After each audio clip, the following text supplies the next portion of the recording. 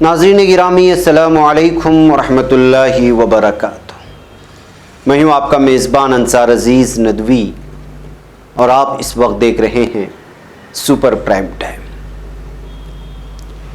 नाज़रीन, आज जो अहम तरीन ख़बरें थी दो प्राइम टाइम में शाये कर दी गई, आप लोगों के सामने पेश कर दी गई। कोई ख़ास ख़बरें नहीं थी,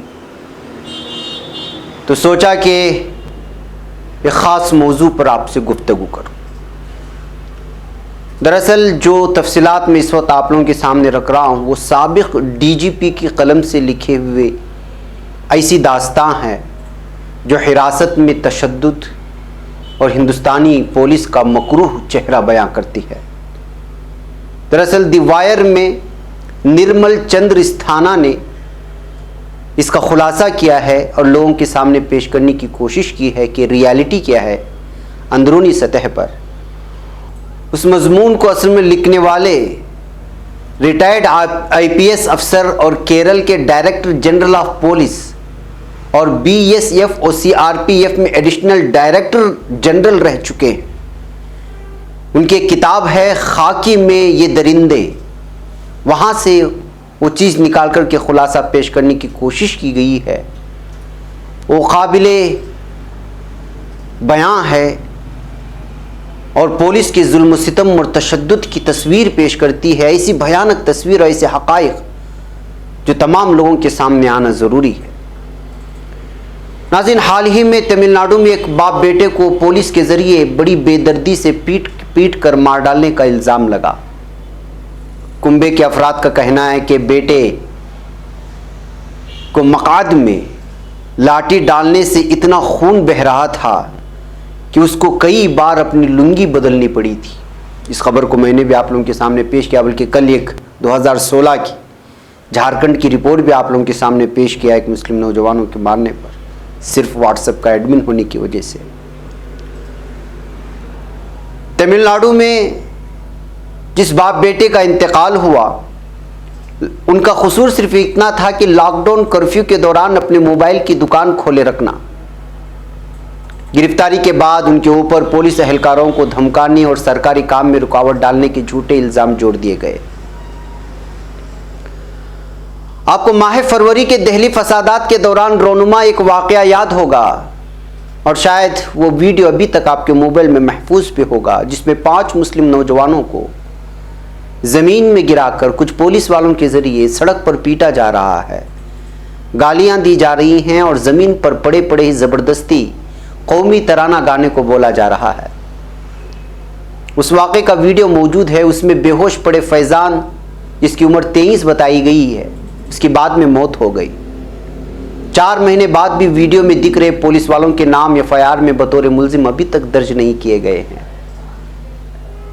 इल्ज़ाम है कि फैज़ान की 61 साला मां पर पुलिस बयान बदलने का दबाव बना रही है। बताने की ज़रूरत नहीं है कि पुलिस ऐसा सलूक उनके साथ नहीं करती जो इख्तिदार के करीब होने की वजह से ताकतवर है। इस तरह की इम्तियाजी तशद्दुद के माशरती वजह सीधी सी है।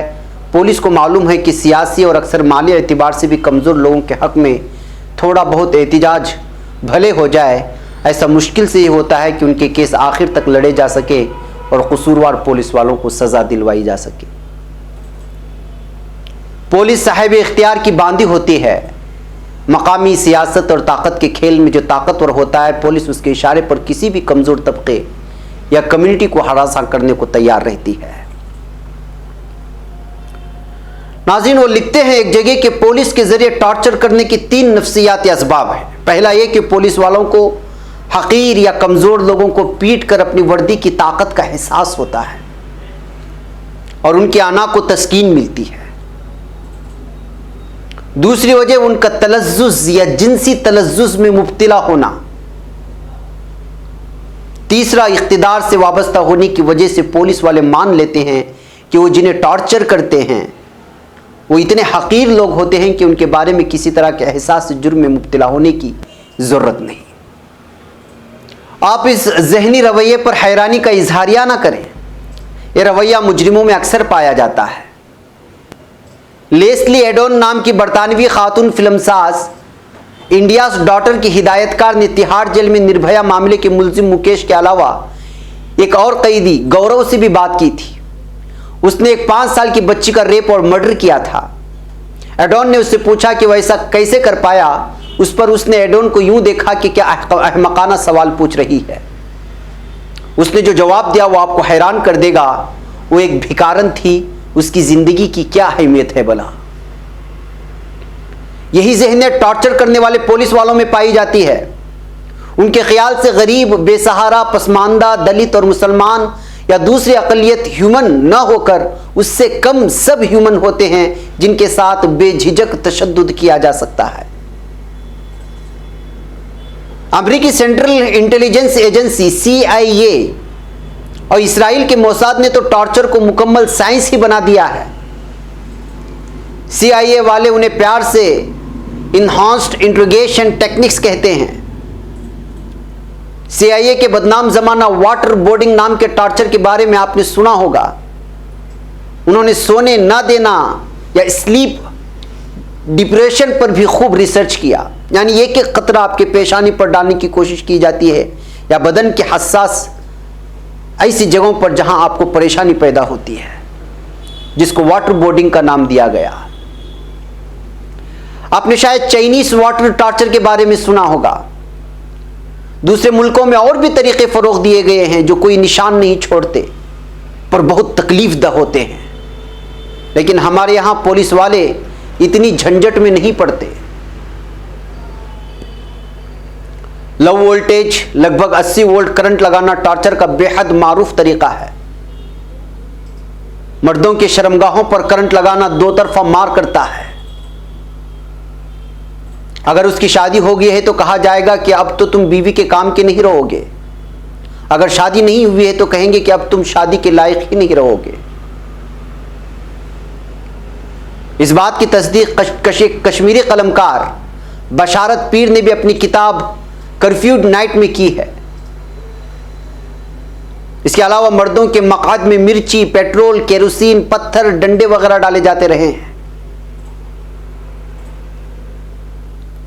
गूटा चढ़ाने के टॉर्चर में फर्द को चित लिटाकर उसकी जांघों पर एक लकड़ी का लट्ठा या रूलर फेरा जाता है। रूलर पर वजन डालने के लिए उस पर 1-2 पुलिस वाले खड़े भी हो जाते हैं। इससे खतरनाक बीमारी हो सकती है और इससे मौत भी हो सकती है। जख्म का निशान ना छूटने पाए इसलिए फर्द को जमीन पर बिठाकर टांगे सामने फैलाकर उन्हें दाएं बाएं बगल की तरफ खींचना, हाथों को पीछे मोड़ना या पीछे मोड़कर ऊपर उठाना या मरे जानवर की तरह बांस से लटकाना भी मुरव्वज है हिंदुस्तान में। नाज़रीन, यहां गौर करने वाली बात यह है कि इस तरह उल्टा लटकाने से सर में खून जमा होने से मौत भी हो सकती है।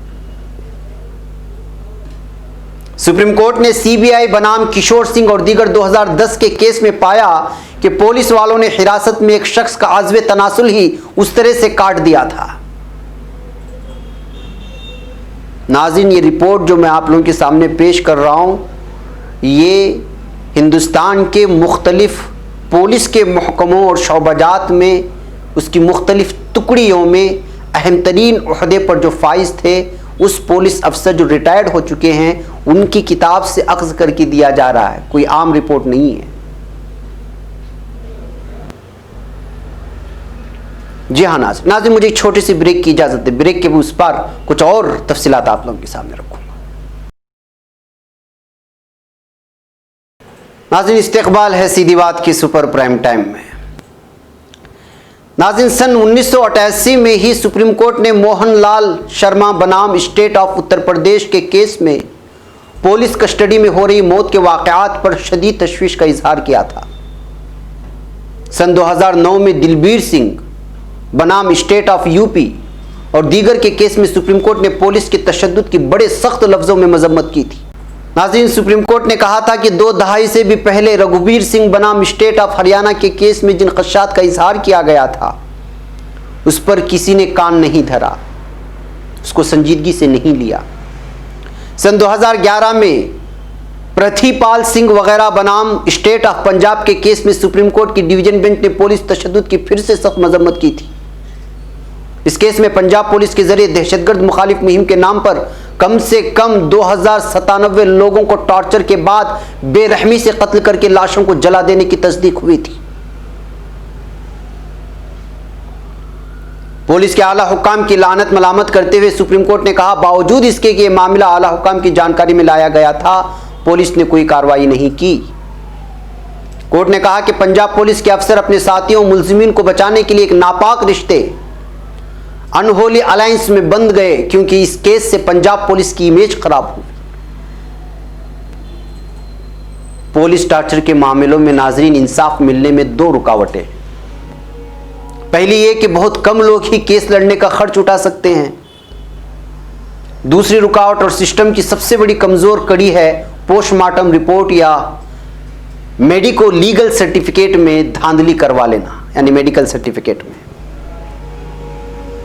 दरअसल पुलिस के दबाव में डॉक्टर और फॉरेंसिक एक्सपर्ट अक्सर रिपोर्ट में जैसा वो कहें वैसे हेराफेरी कर देते हैं। इस तरह की धांधलियों का एक नमूना नोएडा के मारूफ आरवीसी हेमराज मर्डर केस में था। हालांकि वो पुलिस टॉर्चर का केस नहीं था, लेकिन हेराफेरी की गई बचाने के लिए। इलाहाबाद हाईकोर्ट ने दिखाया कि सीबीआई के जरिए इस मामले में बड़ा गुनाह किया गया था। हैदराबाद के centre for DNA finger printing and diagnostics CDFD पर दबाव डालकर रिपोर्ट में दूसरे ही शख्स का डीएनए दिखवा दिया गया। इस बात को बताने का मकसूद यह है कि जब ऐसे हाई प्रोफाइल केस में धांधली हो सकती है तो फिर जिलों की पुलिस तो डॉक्टरों से क्या ना करवा ले। इस सिलसिले में पुलिस की नई इजाद है जीरो पुलिस या टॉर्चर की आउटसोर्सिंग। इनका राज खुला महाराष्ट्र के सांगली जिले से, जहां अंकित कोठाले नाम के नौजवान की टॉर्चर के दौरान मौत हो गई। इस मामले में एक प्राइवेट आदमी भी पकड़ा गया जिसे जीरो पुलिस के नाम से जाना जाता था, यानी वो प्राइवेट शख्स जो पैसों या दूसरी किसी तरह की मदद के बदले पुलिस के गुनाहों में उनकी मदद करता हो, उसको जीरो पुलिस कहा जाता है उनके जबानी। टॉर्चर का काम जीरो पुलिस के सुपुर्द करके चालाक पुलिस वाले रिकॉर्ड पर अपनी मौजूदगी कहीं और दिखा देंगे। दलील दी जाएगी कि जब हम थाने में थे ही नहीं तो हमने टॉर्चर किया कैसे। टॉर्चर के इल्जामों पर अपने बचाव में पुलिस वालों की एक स्टैंडर्ड दलील होती है कि हम तो केस सुलझाने के लिए ऐसा करते हैं। आप मुल्क के किसी कोने में पूछ लें, हर जगह पुलिस अफसर आपको एक ही मिसाल देते पाए जाएंगे कि मान लीजिए कि कोई मुश्तबा दहशतगर्द पकड़ा गया जिसके बारे में जानकारी मिली है कि उसने कहीं कोई बम लगा रखा है, अब उसको टॉर्चर नहीं किया गया तो बम फटने के पहले कैसे बताएगा। एक इस्तिस्नाई मिसाल से उनके लाखों दूसरे गुनाहों को जवाब अता नहीं किया जा सकता। मुल्क में रोज हजारों लोगों को पुलिस के हाथों सताया जा रहा है। इतने तो दहशतगर्द ही पूरी दुनिया में नहीं है, और वो मिसाल भी मुदल्लल नहीं है। मान लीजिए टॉर्चर के बाद मुश्तबा फर्द बेकसूर निकला तो या आपकी मुबैना जानकारी ही झूठ निकली तो क्या होगा। अगर आप इस दलील को कबूल कर लें तो अमेरिका की बदनाम जमाना गांतोनामो में हिरासती कैंप और अबू गरीब जेल में किए गए गैर इंसानी मजालिम को भी आपको सही मानना पड़ेगा, जिनकी पूरी दुनिया ने मजम्मत की है। अबू गरीब जेल और गांतोनामो से जो तस्वीर आई थी आज भी आपको मिल जाएंगी, किस तरह टॉर्चर किया गया था।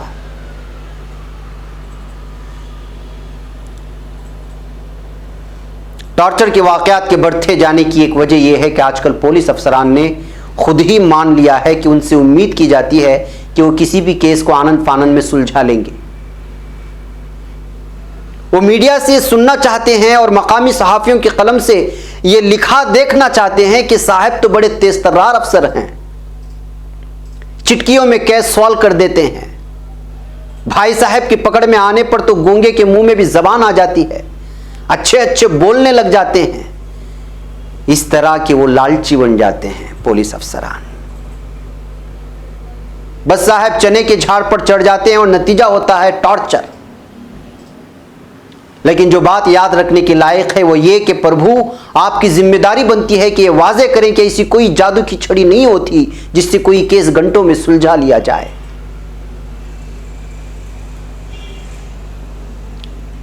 नाज़रीन, पुलिस टॉर्चर के बहुत से मामले बदउनवानी की वजह से होते हैं। पकड़े गए शख्स ने पैसे दे दिए तो या तो उसे छोड़ दिया जाएगा या हल्के सेक्शन लगाए जाएंगे।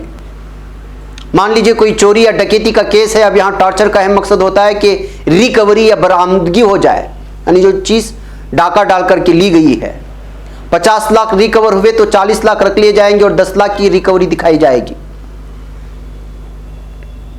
पुलिस के बदउनवान अफसरों के जरिए मुजरिम पुलिस वालों पर नरमी बरतने या उन पर कोई कार्रवाई न करने की सीधी वजह है कि उनकी करोड़ों रुपयों की काली कमाई का एक बड़ा हिस्सा ऐसे ही पापी पुलिस वालों के गुनाहों के जरिए आता है, और जो आपके लिए इतने पैसे ला रहे हो उनसे कुछ मोहब्बत तो निभानी पड़ती है ना।